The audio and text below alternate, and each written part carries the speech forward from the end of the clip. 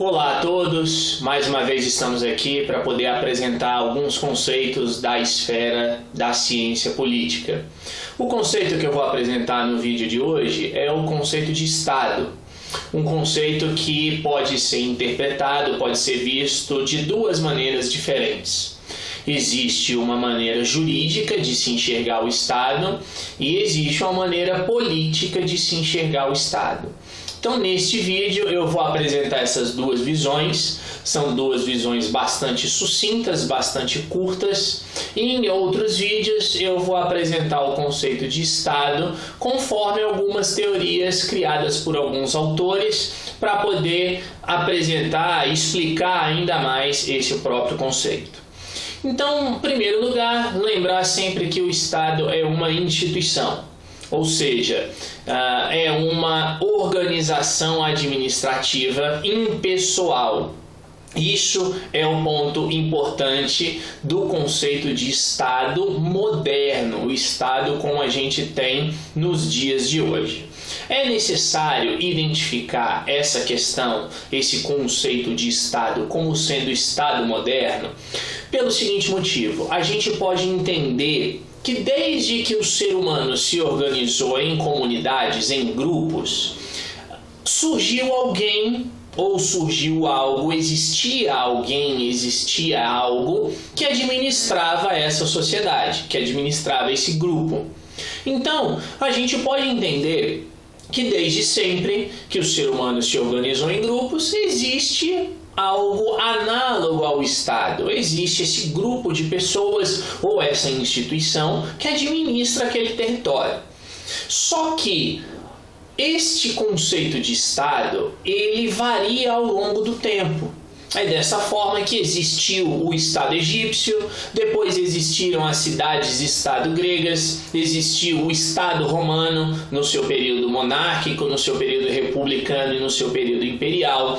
Existiram estados durante a Idade Média, como o Império Carolíngio, por exemplo, ou como o Sacro Império Romano Germânico.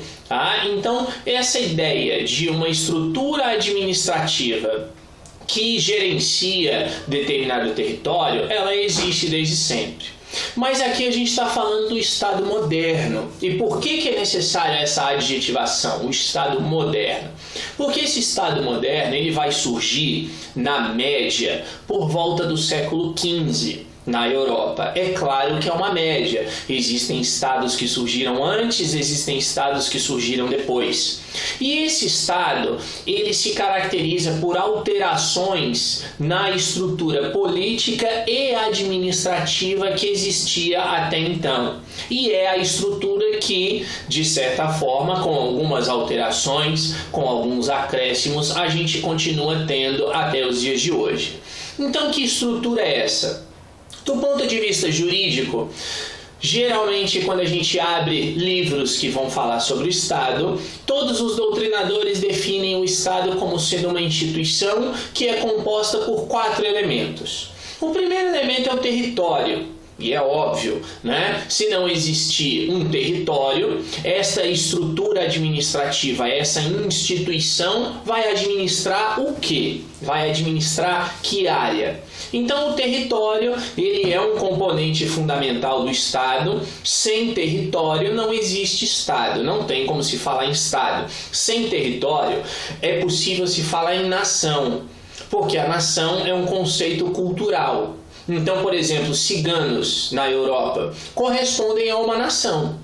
Eles têm um povo, que é um outro componente do Estado que eu vou falar daqui a pouquinho. Eles têm uma certa forma de governo, mas eles não têm território. Então os ciganos eles se espalham e por isso eles formam uma nação, mas eles não formam um Estado, porque não têm o território. Então é necessário para a existência de um Estado que exista o território. Segundo componente de todo e qualquer Estado é o povo. E aí a gente precisa fazer aqui uma separação entre população e povo. O que é população? População corresponde a todas as pessoas que estão no território. E o que é povo? Povo corresponde às pessoas que estão no território, mas que possuem vínculos jurídicos com o Estado. E aí o exemplo que sempre vem à mente para se poder explicar essa diferença é o estrangeiro. O estrangeiro, ele faz parte da população? Faz, porque ele está dentro daquele território. Mas o estrangeiro faz parte do povo? Não, porque ele não possui vínculo jurídico com o estado que ele está visitando. E aí as pessoas perguntam, o que é esse vínculo jurídico? Povo corresponde às pessoas que estão em determinado território e que possuem vínculo jurídico com o Estado. Que vínculos jurídicos são esses? Então vamos olhar para o caso do Brasil. A gente tem, por exemplo, o primeiro vínculo jurídico é a certidão de nascimento. Nasceu a criança, ela tem uma certidão de nascimento e aquele documento cria então um vínculo jurídico entre a criança e o Estado brasileiro. Depois, um pouco mais velha, a criança, já um adolescente talvez, vai tirar sua carteira de identidade. Carteira de identidade é um outro vínculo jurídico com o Estado brasileiro. Depois, vai lá e faz o alistamento eleitoral. Ou seja, tira o título de eleitor. É um outro vínculo jurídico com o Estado. Então, povo, repetindo, são aquelas pessoas que possuem algum tipo de vínculo jurídico com o Estado. De maneira geral, a gente pode afirmar que povo correspondem aos nacionais. O que é o nacional? No caso aqui do Brasil, é o brasileiro nato, aquela pessoa que nasceu aqui no Brasil, é brasileira, possui vínculo jurídico com o Estado brasileiro, ou o brasileiro naturalizado, ou seja, o estrangeiro que adquiriu a nacionalidade brasileira e por adquirir a nacionalidade brasileira, ele cria vínculos jurídicos com o Estado brasileiro. Então, para fechar essa parte, relembrando, povo corresponde às pessoas que possuem algum vínculo com o Estado, vínculo jurídico com o Estado. O terceiro elemento que compõe todo e qualquer Estado é o governo. E aí, a palavra governo, ela tem dois sentidos. O primeiro sentido da palavra governo é um sentido geral.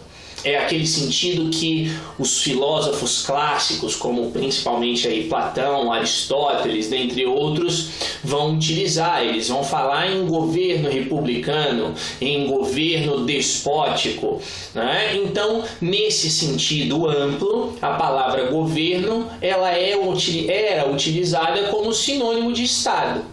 Tá? Só que hoje a gente usa a palavra governo em um sentido restrito. Qual é o sentido restrito? Governo corresponde às pessoas que estão inseridas no poder executivo. Tá? Então vejam a diferença, que é o exemplo que eu sempre utilizo em sala de aula. Se eu estiver falando da presidência da República, a presidência da República é o poder executivo, é um órgão do poder executivo, é uma instituição. Então, se eu falo da presidência da República, eu estou falando do Estado brasileiro.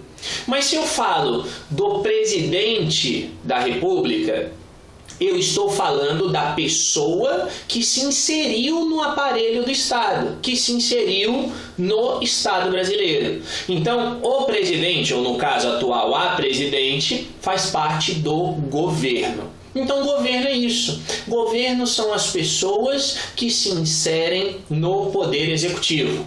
E aí uma outra forma também, não é a principal, mas uma outra maneira de se enxergar o governo, uma característica do governo, é a ideia de que o governo é temporário.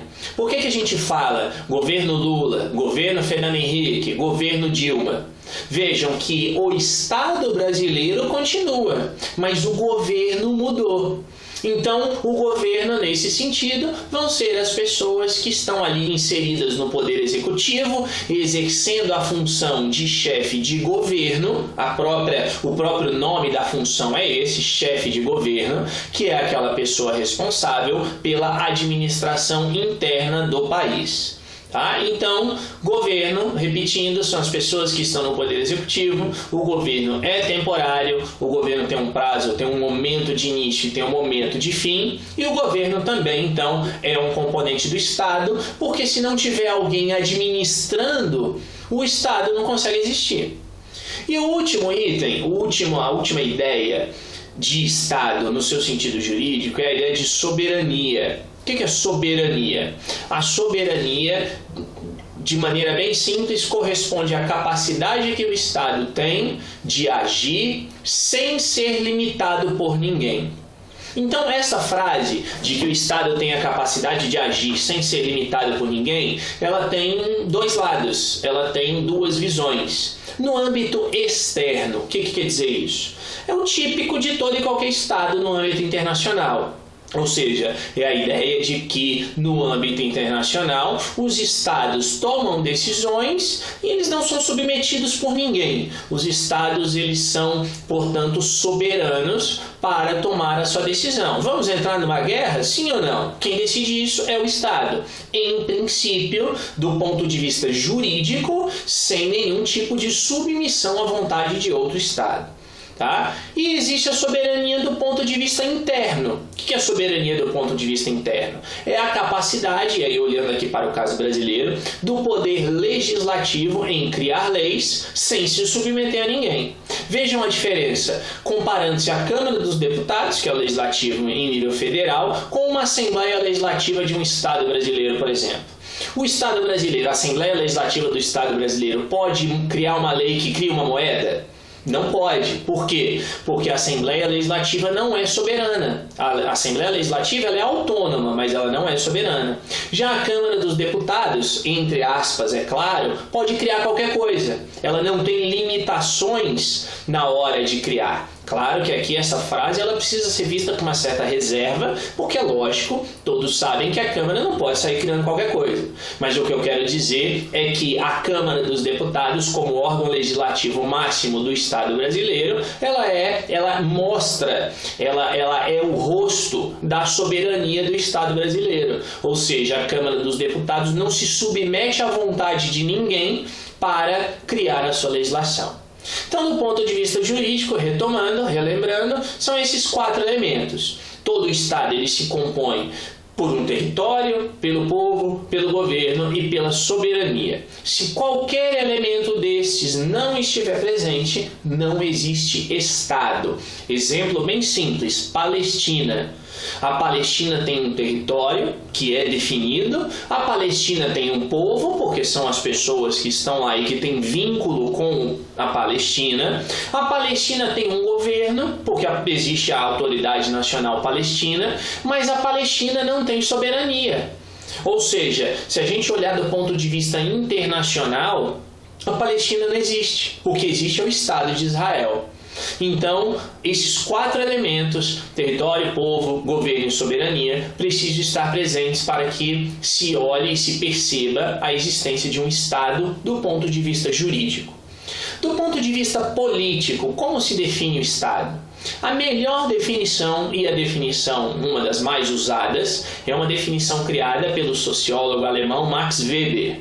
O Weber definiu o Estado em uma única frase. Que frase é essa? É a seguinte: o Estado é uma instituição que detém o monopólio legítimo do uso da força física dentro de determinado território. Então, essa é a frase definidora de Estado no seu sentido político. O Estado é uma instituição que detém o monopólio legítimo do uso da força física dentro de determinado território. Qual é o entendimento dessa frase? O que ela significa? Então vamos lá, começando pelo findinho, né? Território. Vejam que o próprio Weber colocou a definição jurídica, ou um dos elementos da definição jurídica de Estado na sua frase. O Estado é aquela instituição que manda em determinado território. Sem território, não tem Estado. O Estado é uma instituição que detém o monopólio. O que isso quer dizer? Isso quer dizer que só o Estado pode usar a força física. Agora, vejam um detalhe. Só o Estado pode usar a força física dentro de determinado território de maneira legítima. O que significa a palavra legítima? Significa que este uso da força física, este uso do meio coercitivo por parte do Estado é aceito. Por quem? Pela própria sociedade. Ou seja, a sociedade reconhece, a sociedade aceita, a sociedade concorda que só o Estado pode usar a força física dentro daquele determinado território. E por que o Weber enfatizou a força física? Por que não o meio ideológico? Por que não o meio econômico? Porque lembrem-se de que na esfera política existem esses três meios para o exercício do poder: o meio ideológico, que basicamente corresponde ao uso de ideias para convencer o outro; o meio econômico, que a própria palavra já diz, corresponde a meios econômicos para convencer o outro; e o meio coercitivo. O meio coercitivo, ele é visto como a última instância, como a última possibilidade de fazer com que algo seja cumprido. Então o Weber, nesse ponto, ele é muito realista. Quer dizer, o Estado pode usar o meio ideológico? Pode. Mas vai conseguir convencer sempre? Não. O Estado pode usar o meio econômico? Pode, mas vai convencer sempre? Também não. Agora, o meio coercitivo é visto, então, como um mecanismo definitivo, como um mecanismo que obriga o cidadão a se submeter ao que o Estado definiu como sendo regra, como sendo lei. Então, essa é a definição política de Estado. O Estado é uma instituição que detém o monopólio legítimo do uso da força física em determinado território. Ou seja, em última instância, o Estado utiliza a força física, o Estado utiliza o meio coercitivo para atingir os seus objetivos. Então, esta é a definição política de Estado. É claro que existem teorias que explicam o porquê dessa frase, o porquê dessa ideia de que o Estado é uma instituição que detém o monopólio legítimo do uso da força física dentro de determinado território. E estas teorias, elas serão explicadas futuramente em outros vídeos que eu vou colocar aqui. Espero que tenha ficado claro. Se você tiver alguma dúvida, deixe as suas dúvidas aqui nos comentários, aqui no YouTube, ou entre na minha página no Facebook, www.facebook.com/profmateus, Mateus com TH, /Prof. Mateus. Entra lá, deixa o seu comentário, deixa a sua sugestão. Se você tiver alguma sugestão de algum tema que você queira saber um pouco mais, deixa aí a sua sugestão. E até o próximo vídeo.